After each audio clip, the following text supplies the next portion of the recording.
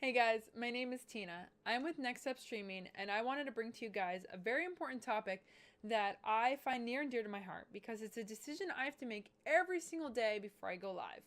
It's also a question that I get asked the most. What game to stream?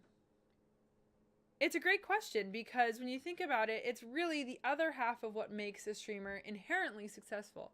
Them as a streamer is a big part of it, and then the content that we're producing is a big part of it. The game. We're going to focus on the game.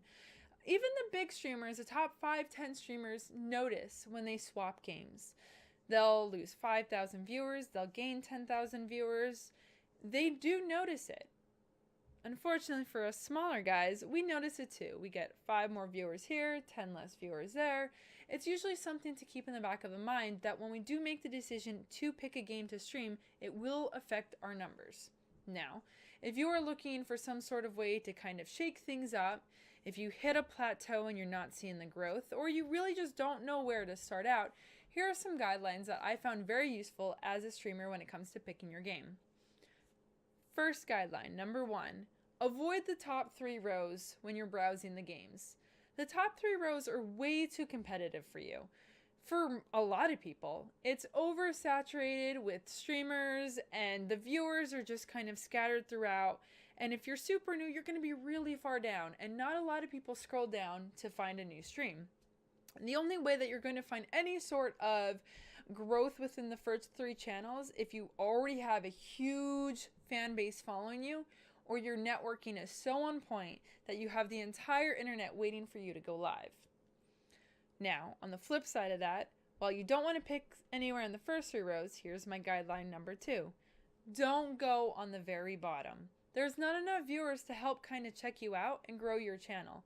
Now, with that being said, I do know that there are a few niche streamers and retro gamers that did find their success by picking games on the off-beaten trail. That's okay too. Once again, it's never going to be an all or nothing kind of guideline. It's just this is for the masses. So while you're not up top and you're not on the bottom, you want that happy medium. Usually I say rows 4 to 8. It's a really safe area. It's great for channels that want to grow. Now, when you get into those numbers, into those games, this is where that one piece of advice actually means something, and you hear it constantly. Play something that you love. That's the kicker. Now, people, they just say that. Play something that you love, and people usually pick the top 3 games or a game that nobody's ever heard of, and they're like, oh, why am I failing as a streamer? And you're not failing as a streamer. It just wasn't complete advice.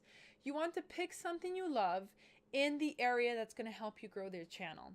So rows from 4 to 8-ish, give or take.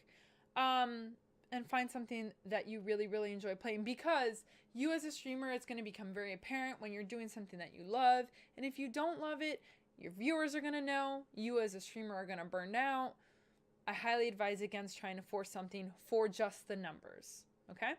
So while we're in that happy medium, be aware of the community. Now, thankfully, a lot of the great communities, super supportive, wanting to see you grow communities are in that happy medium. The top 3, because they're so competitive, tend to be a little bit more on the toxic side. But that's okay. You don't have to deal with that right now.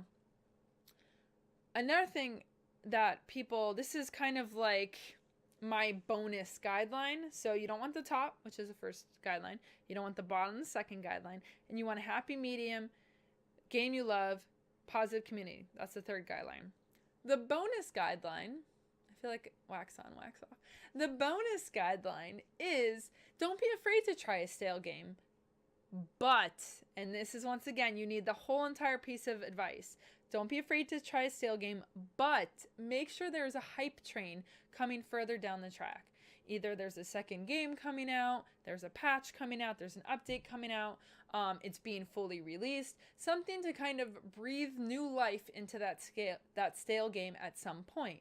Then that way you can still get involved in the community, you can still get comfortable with playing the game, and then when there's a huge rush of new viewers because of all that crazy hype and curiosity, then you reap the benefits. So that's it. It's pretty straightforward, guys. A lot of times people get the wrong understanding that they just should play something that they love and that's going to bring them people. Unfortunately, that's not how it works. You have to be aware of the decision you're making and the community and the viewers that you are trying to pull into your channel. So hopefully that helps and gives you a little bit direction. Don't be afraid to experiment. Don't be afraid to move around. And don't be afraid to reach out to me if you have any questions. Check me out at nextstepstreaming.com. If you want to book a phone call with me, I can give you some more one-on-one advice. We can even go from there and see if that you were interested in any sort of coaching. I have all different courses and programs and piece of advice that I'm trying to help with people, and I'm going to continue making videos like this. So be sure to follow the YouTube channel, and if you want, we also have a Discord. A great way for other people to sort of network. So I wish you the best. It is one of the hardest decisions as a streamer to constantly make, is to make the right choice when it comes to game without getting burned out or bored or any of that stuff. So I wish you well and all the success.